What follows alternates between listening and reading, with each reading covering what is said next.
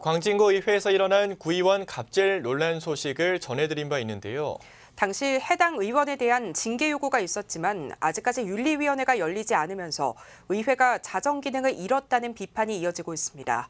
이혜진 기자입니다. 광진구 의회 소속 의원의 갑질 의혹이 수면 위로 떠오른 건 지난해 말.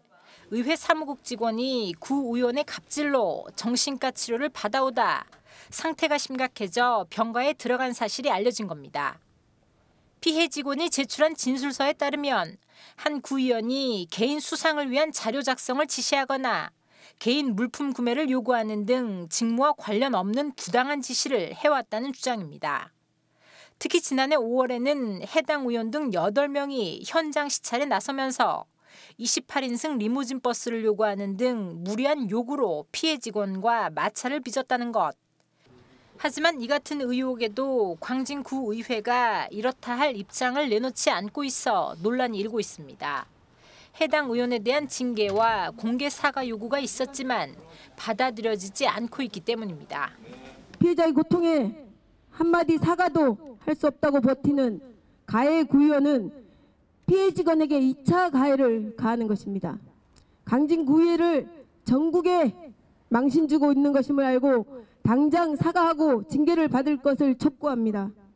이에 대해 광진구의회 추윤구 의장은 갑질 의혹을 받고 있는 의원이 혐의를 전면 부인하고 있다며 난감하다는 입장을 내비쳤습니다. 징계를 위한 윤리위원회 구성부터 쉽지 않다는 것. 심지어 부결에 대한 우려까지 언급했습니다. 동료 의원의 징계 여부를 판단하는데 부담이 크다는 것으로 해석됩니다. 인정을 안 하고 있는 입장에서 윤리위원회 구성이 원만히 되지 않고 처리가 원만히 되지 않으면은 오히려 그 직원에게 또한 그 상처를 줄 것 같고. 이를 두고 의회가 자정 기능을 상실했다는 비판이 나오고 있습니다. 광진구 시민단체는 더 이상 기다릴 수 없다며 해당 의원의 소속 정당에 진상조사를 촉구하겠다는 입장입니다.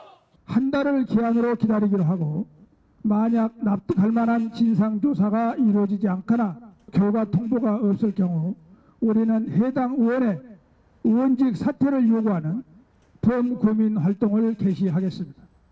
피해자는 있지만 가해자는 없다는 상황. 광진구 의회를 향한 제 식구 감싸기란 비판은 피하기 어려워 보입니다. 딜라이브 뉴스 이혜진입니다.